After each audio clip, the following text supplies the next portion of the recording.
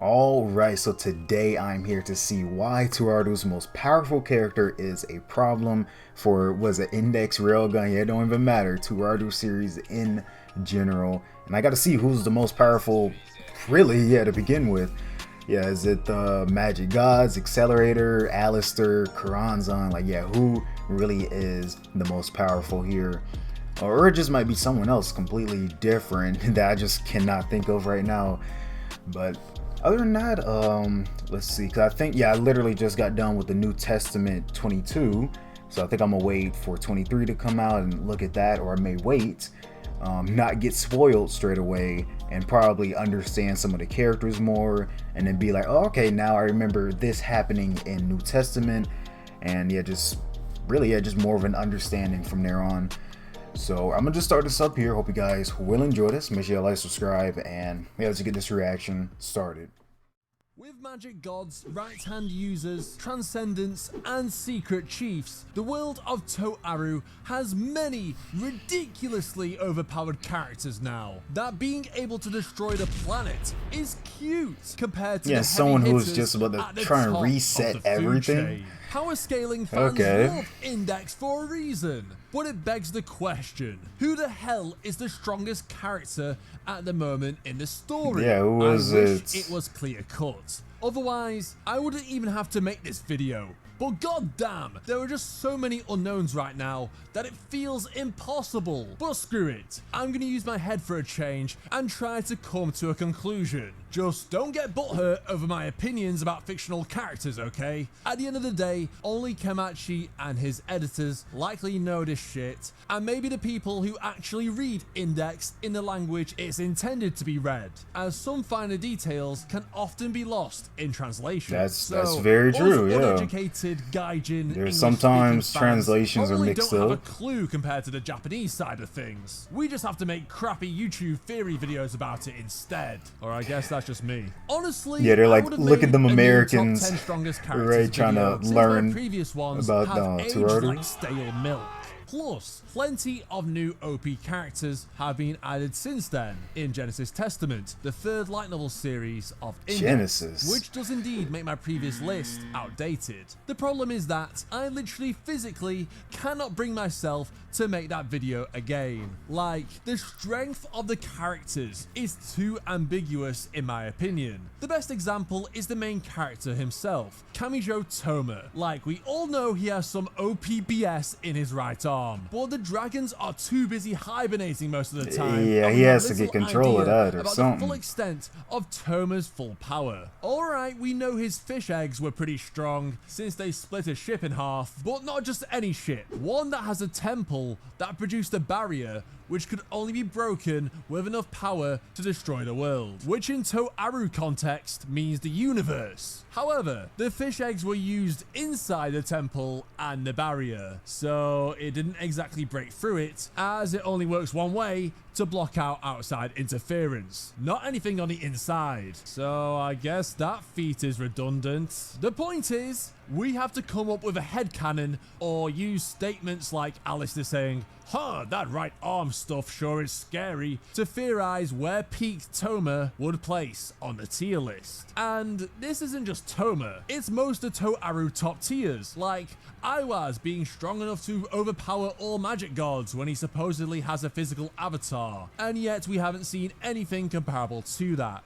Hell, Anna Sprengel can supposedly one-shot him at full power, and yet she seems nowhere near as strong as Ophinis at full power, for example. But yet again, we haven't seen her at full power. You see where I'm getting here? We haven't seen any of these characters at full power yet. So it's just like, who's stronger than who? I have no idea. And then you have Karanzan, supposedly being stronger than Iwaz according to statements, and yet gets physically overrun by multiple double nerfed magic gods. Not even the ones at full power. Well, it might be because Karanzan nerfed herself by descending the tree of Sephiroth, so she could interact with the physical world. Yeah, As she when can't she's have at the top of herself. the tree or merge with Da'at in the abyss, I guess that should be her strongest form, but at the same time, yeah, she wasn't going to just be the strongest straight away. Physical world, so it's pretty pointless. Kind of bring herself back. If you're struggling to understand this, it's kind of like how Gandalf in Lord of the Rings gets a mortal physical form and yet is a far stronger angel in another realm at the same time. Again, we've never seen this version of Choronzon, so we just don't know. I could go on and on and on. The only characters near the top we have seen in their prime is Ophinis with Gungnir and the true magic gods for like one scene. And I guess Aleister maybe? I don't know. And to make matters even more complicated, recently we have had the Transcendents introduced. He knows what he was doing the with magic that. side on their own, by borrowing their strength from mysterious higher dimensional beings known as the Secret Chiefs, with Aiwaz being one of them. But I must specify, I think when it says the magic side, it's referring to the human magic side rather than the magic side including the gods, as Neptis in NT14 specifies there's a difference between the human magic side and all magic entities, as I don't see the Transcendents beating any of the true magic gods in their prime. Anyway, the strongest of the Transcendents was Alice, who had reality warping magic, I guess similar in nature to what the gods can do, but it just functions differently. Again, another character we haven't seen the full power of, because if we did, we might have a similar situation to NT8 where the universe gets wiped. I guess we'll have to wait until Alice shows her true strength. Or not. She got casually one-shotted by Christian Rosenchad. Although knowing Komachi, she might get revived in the next volume, so let's just see. Nevertheless, the death of Alice was much to the despair of her personal simp. I mean Butler. So now, currently, we have an even stronger foe to deal with in the story with CRC. But how does he even compare to the magic gods or the mysterious secret chiefs? You see, at the moment in the story, there seems to be a never-ending cycle in terms of introducing strong as fuck characters, but their upper limit doesn't seem to be concretely defined, and it just makes power scaling this verse really goddamn hard. Listen, I love Genesis Testament a lot, if you haven't seen my videos about it already. So this is more of a nitpick if anything. Like, it's not a huge deal for me, but at the same time, I would like to see more of the stronger characters show off their source. But I guess on the other hand, that's kind of difficult since the magic gods can casually destroy and create universes. So compared to that, it would just be a repeat of the Ophinis arc if they did show off their true power. I don't know. Oh yeah, I haven't even talked about Accelerator yet. Yeah, no, right? Who are casually into the franchise, Platinum wings and he's all. still the strongest character in the verse. Soul Except manipulation. He never was, because Aleister was in OT2. We saw a glimpse what he can do with his new power-up, the Platinum Wings, where he can shake the galaxy. But that might as well be a fraction of what he is now capable of. Hopefully he pulls the get out of jail card soon and showcases more of his power-up, which might cause Ophinis to fangasm harder than seeing Aradia naked. Alright, I should stop going around in circles now. Who do I honestly think is the strongest being in Toaru? Honestly, I could see it being one of the secret chiefs, or a Phalemic god we haven't seen. That is unless an omnipotent god does exist in the Toaru universe that we don't know about, then that would have to be them, I guess. Alright, I'll stop diverting and give you a straight answer if I can, because I don't think there is a clear-cut answer. If you went over to me and asked, Aeon, cut the bullshit excuses, give me your strongest character in this series right now, then it would have to be Biagio. Just kidding. Okay, I was about to say, I think who? it entirely depends on where CRC ranks. As, could he be magic god level despite being human like Aleister? Or could he be stronger than the full gods? Maybe not. Considering the gods have the ability to nuke the world with their physical presence alone, then likely not. Legit, the only characters I could see even surviving the magic god's presence are Aleister because he directly did that, and then maybe Aiwaz and Choronzon due to their higher level of existence. In terms of pure feats, and from scaling to Ophinis, the true magic gods still have to be the strongest in my eyes. But if you take into account theories and other loose statements, then it might have to be CRC, considering he's likely stronger than both the Annas and Aleister. I guess Aiwaz remains unclear, since it was stated Anna Sprengel can kill Aiwaz in one shot at full power, which I mentioned earlier, which is pretty impressive because Iwaz is meant to be really hard to kill due to his existence being linked to the pure world beyond the phases, or layers of reality covering the Index universe. I'm just hella curious to see what CRC is truly capable of, and if there's anything currently in the story that is able to stop him, unless there is an Alistair Keikaku in the works that will work against him. Let me know in the comments, who do you think the strongest character is? And if you're braver than me, share your top 10 strongest characters in the series. Okay. Whether that is currently as you of had to keep it GT8 safe. or the franchise as a And whole. then with no And one don't forget to talking check out about these his videos on screen right now if you're curious. judgment, right? Like, okay, yeah, I think Accelerator's stronger, right? And then everybody in the comments like, nah, actually, I think someone's better than Accelerator, you know? So there's always gonna be something like that. And even with the video that I just watched of Accelerator versus Gojo and what was it, Regulus, you know, the Unstoppable Forces, it's like I already knew people in the comments about to say something about Gojo, you know, because Jujutsu Kaisen, like, that's the anime right there, and people like their Gojo. So I know once they see someone beating Gojo, it's like, yeah, there we go. Now they gotta I mean, they don't have to do all this, but I know they're gonna start explaining some certain things and be like, actually, I think Accelerator would get caught off guard like this. So I mean, you're always gonna have people like that, but I'm not saying that's a bad thing. Yeah, it's like, yeah, it's natural. It's like one of your favorite fictional characters or anything in general, you know, just one of your favorite things. You want to at least argue for it, you know, not against it, and be like, well, okay, I think he actually can get beat, you know. Now you want to go forward and actually, you know, bring about some of the feats or advantages of that character that some people may not have like explained or analyzed too well. But yeah, I mean, I guess I can understand this here. I mean, I need to know just a little bit more about him, just a little bit more. Yeah, I already know about what was it? Yeah, when I actually first started this up, so I had to get kind of used to all this, like getting this information to me. And yeah, looking at the New Testaments, it's like, yeah, now all that information when I first started these videos, it's like, okay, now it's coming back full circle and I can remember some things. But I would have to get some explanation for him, just sort of like, I guess, background and all that. I definitely wouldn't know nothing about these what Genesis Testament characters. I've never seen them before. Well, okay, maybe like one or two of them, but like, okay, yeah, her in the middle, yeah, I can't remember the name right now, he did mention it, but her in the middle, I know that, but to the right, yeah, nothing about that. If you got, yeah, I think, yeah, you guys can see it. I would know nothing about that. Yeah, some of the other characters, yeah, Alice, right? I think I've ever heard that, never heard that before.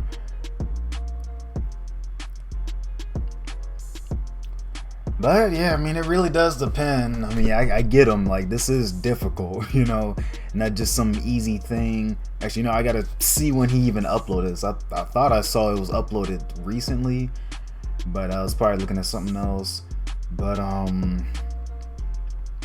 yeah, when you got people like Toma who really can be at least one of the strongest, or he is, but the problem just like, yeah, those dragons, like, you know, they can come out and do their thing, or these fish eggs or whatever, but then you don't have like an accurate, like, yeah, like visual. Like, yeah, we see the dragons, we've seen that visual, you know, animated, but him, like Toma, actually controlling them and actually using them at will, like, yeah, that's a whole nother thing. Then I think, like how you said with the fish eggs, like, yeah, it did basically destroy like that kind of barrier, but like from the inside though. Yeah, basically anything from the inside, yeah, of course you're gonna about destroy it. I mean, it's still basically, yeah, level the ship though. I mean, you can say that, but yeah, ship compared to like most of the other feats people would have, yeah, that's probably going to be nothing. And then yeah, anything else that Toma may have, but it's just like, yeah, really, yeah, it's really just going to be like in a standalone fight, really just a negation, you know, from the right hand that he's really going to utilize there. You know, if anything, it'd be cool to see Toma, I don't know, get some type of, yeah, besides like the good old right hook, actually have some martial arts or something. Maybe even use weapons. Like, yeah, that'd be cool. You know, not having to, like, he doesn't rely on Imagine Breaker, but it's just like, it would be cool to see something a little different from him. But I mean, well, yeah, he does have something different. It's just, yeah, can't control it. So what I'm saying is like him having something that he can control for the time being until he like learns more about Imagine Breaker, learns how to do this and that, and just regrow arms, you know, in an instant, you know. So whether he gets his arm cut off or not, he'll just know like, okay, I could just regenerate it just like that. You know, he'll have complete, basically, control of that. Or if anything, and I was thinking about this too in New Testament 22, like, what if he actually had some type of like a way to shield his arm, you know, have like a barrier on that arm to where, because I kept on seeing, yeah, because his arm got cut off at the beginning of what was it, number 22, and then after that cut off again, and the fish eggs come about. So I'm like, instead of all of that happening, it would be cool if he had like a barrier or something. I don't know how that would work, but yeah, actually to where yeah, he wouldn't have to worry about it getting taken off or something. That's all I'm saying. But yeah, if he really does, or yeah, if he really wants to get into like the main power, then yeah, sometimes he may need it to be cut off. But it all just depends. But yeah, I don't know. Really? Yeah, because Misaka, she could have been level 6. I mean, it probably would have had some type of side effect or like consequence if it kept on going on. But yeah, level 5.3, even that, I mean, you can, yeah, that's something right there, you know. Yeah, like imagine if she really did make it to level 6. Like, yeah, I think we've yet to see, well, besides a certain scientific accelerator, to see like another like level 6 with like a different ability, you know. So yeah, I would, yeah, be fired to see that. But at the same time, it's not like there's really, yeah, it is, yeah, Toaru, you can have a strong person, but then it's like, especially if they're evil too, like Karanzan, it's like, what's the point? Because now it's like, yeah, what can they do? And then, you know, Karanzan's plan could have just worked or something if she really could not be defeated or anything. So yeah, that would really be in the game right there. But as I can tell, yeah, Toaru is definitely going to keep on going for, yeah, years to come. And yeah, I'm trying to see how they're going to do, what, season 4, season 5. Yeah, Index is gonna be something. And actually, no, I don't even know if there's anything extra from Railgun. Actually, there should be pretty much, but yeah, I just don't know how much it would like go. Like, yeah, would it be up until season 4 for the content they have, or like what? But Index, yeah, we got a couple of seasons. I don't even know, maybe a movie that they could do. But yeah, it just really depends. But other than that, I think that should be about it. Hope you guys did enjoy it. Make sure you like, subscribe again. And yeah, I'll just see you guys in the next one.